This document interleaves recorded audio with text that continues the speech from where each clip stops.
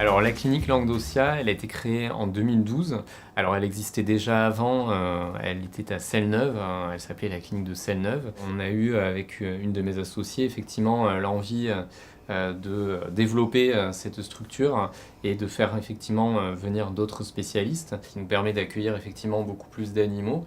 Donc ce qui est intéressant dans cette structure, c'est qu'on a des spécialistes dans plusieurs disciplines, donc en neurologie, en médecine interne, en chirurgie, en ophtalmologie, en dermatologie et en radiologie. L'intérêt pour les propriétaires de se rendre dans ce type de structure, c'est d'avoir des soins à la pointe dans chaque domaine. Donc la mission de la clinique vétérinaire Languedocia, c'est effectivement d'être en dernier recours sur l'échelle de soins.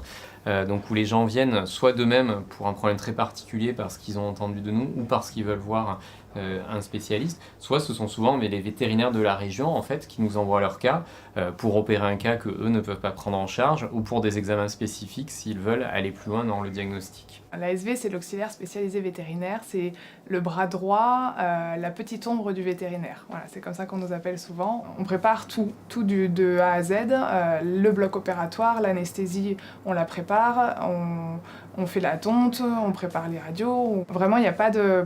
En tout cas, pour les ASV, il n'y a pas de spécialisation, mais les chirurgiens non plus finalement, ils font les deux. La spécialité, elle est surtout sur une espèce en fait. Donc moi je suis spécialiste en chirurgie des animaux de compagnie, c'est-à-dire que je vais essentiellement opérer des chiens et des chats. Mais dans la spécialité, je peux faire de la neurochirurgie, donc le matin par exemple opérer une fracture vertébrale. Je peux ensuite opérer un chien qui a une tumeur du foie. On peut réaliser aussi tout ce qui est des chirurgies vidéo assistées, donc des arthroscopies.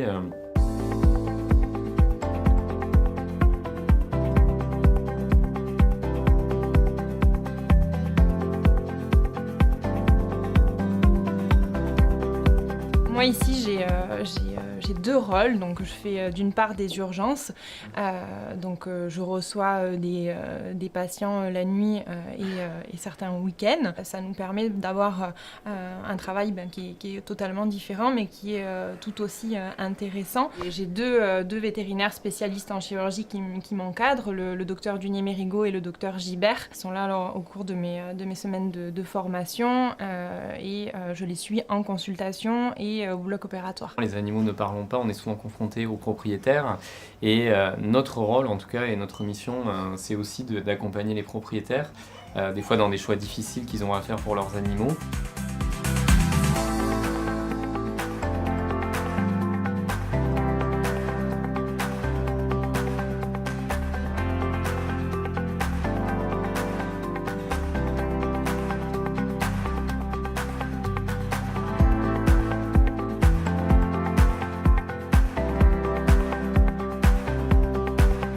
Beaucoup de vétérinaires peuvent effectivement soigner des NAC. Après, effectivement, le docteur Renaud ne se consacre qu'à ça, il a un exercice exclusif là-dedans. Donc effectivement, il a le matériel, effectivement, peut-être que certains confrères n'ont pas. Et effectivement, beaucoup de propriétaires d'animaux viennent ici pour le voir.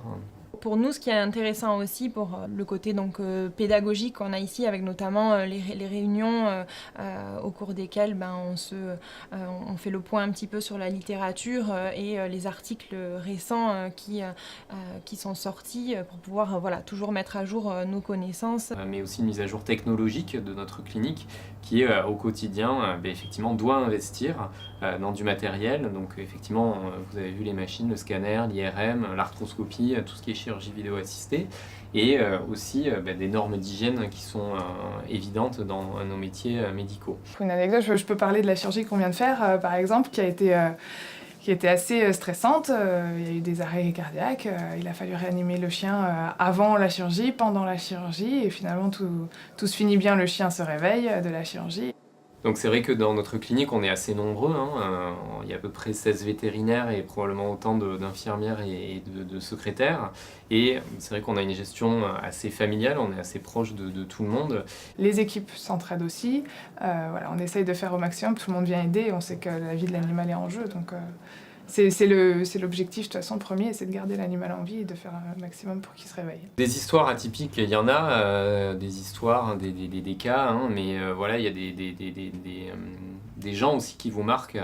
J'en aurais des dizaines. Moi, il y en a un qui m'avait beaucoup marqué, que j'ai eu il y a quelques années. C'était un SDF dont ce chien s'était fait accidenter. Et il avait entendu parler de nous et il a traversé toute la ville avec son chien sur ses épaules pour l'amener jusqu'ici. Ce monsieur était très embêté parce qu'il n'avait pas les moyens. Donc, grâce à beaucoup d'associations, à la SPA et à la Fondation Brigitte Bardot et aussi à nous-mêmes. Donc ce monsieur, tous ses frais ont été pris en charge et j'avais trouvé formidable parce qu'à chaque fois qu'il venait en suivi, il s'était trouvé une poussette qu'il avait récupérée chez Emmaüs et donc il traversait tout Montpellier pour venir avec sa poussette en suivi avec son animal et c'était formidable.